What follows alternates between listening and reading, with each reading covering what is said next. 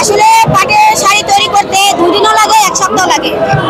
এটা হচ্ছে কারিগরের উপরে ডিপেন্ড করে যে এটা কয়দিন লাগবে।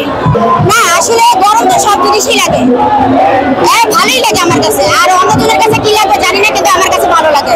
অনেকে শাড়িটার মূল্য কত? এখন আমি যদি বলি যে 1 কোটি টাকা, এটা তো হলে হবে না। এটা বানাতে মাত্র 1500 টাকা খরচ হয়। সবার জন্য 1500 টাকা খরচ হবে। জি, সেই ক্ষেত্রে আপনি কি চান যে পাটের শাড়ি বাংলার ঘরে ঘরে নারী? অবশ্যই আমি চাই যে যারা আছে, আমি একটা বারবার একটা কথা বলবো যে নারীরা অসহায়, যে নারীরা কর্মজীবী হতে পারছে না। আমি মনে করি যে সেই নারীরা আমার সাথে উদ্যোগ হোক, আমার সাথে এগিয়ে আসুক। আমার দেখা যায় যে আরো 10টা নারী যেন চলে আসতে পারে, কাজ করতে পারে, পাটের পণ্য ব্যবহার করতে পারে। জি, এটা তো আসলে আপনি জানেন খুবই দরকার ছিল। একটা জিনিস সবাই মনে রাখতে হবে যে বাংলাদেশের সৃষ্টির পর থেকে যে শিল্প উন্নয়ন বলেন বা দেশের যে উন্নয়ন অবকাঠামো বলেন, সেটি কিন্তু এই পাট শ্রমিকের হাত দিয়ে তৈরি। এই পাট পণ্যের উপরে এই বাংলাদেশের ভিত্তি। তারপরে হাতে আমরা বিভিন্ন রকম শিল্প পেয়েছি, আমরা শিল্প উন্নয়নের দিকে গিয়েছি সবই সত্যি, কিন্তু পাটকে সেই বেস ধরে, পাটকে ভিত্তি ধরে আমরা কিন্তু এগোইনি।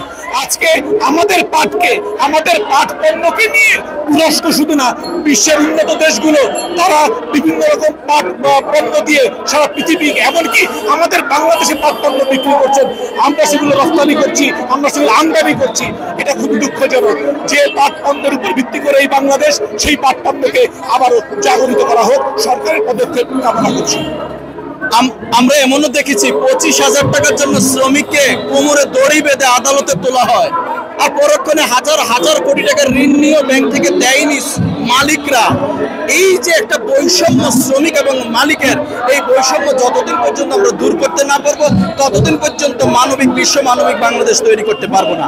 আজকে যে বাংলাদেশের পরিচয় ছিল সোনালী আঁশের বাংলাদেশ, সেই পাট বাংলাদেশ থেকে উৎপাদন হওয়া, অথচ বাংলাদেশ থেকে শিল্পগুলোকে পরিকল্পিতভাবে ধ্বংস করে নষ্ট করে দিয়েছে।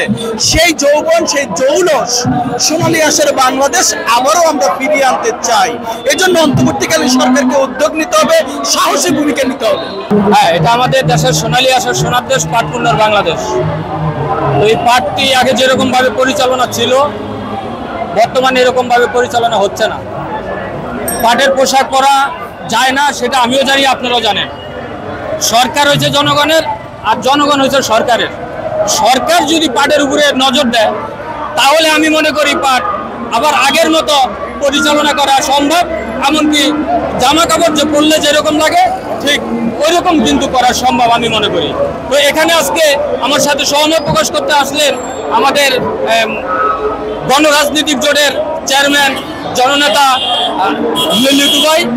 এখানে বাম সাইডে রয়েছেন মানবাধিকার সংস্থার চেয়ারম্যান ইব্রাহিম খলিল মজুমদার। আমার বাম পাশে রয়েছেন মানবাধিকার সংস্থার কিন্তু ভাইস প্রেসিডেন্ট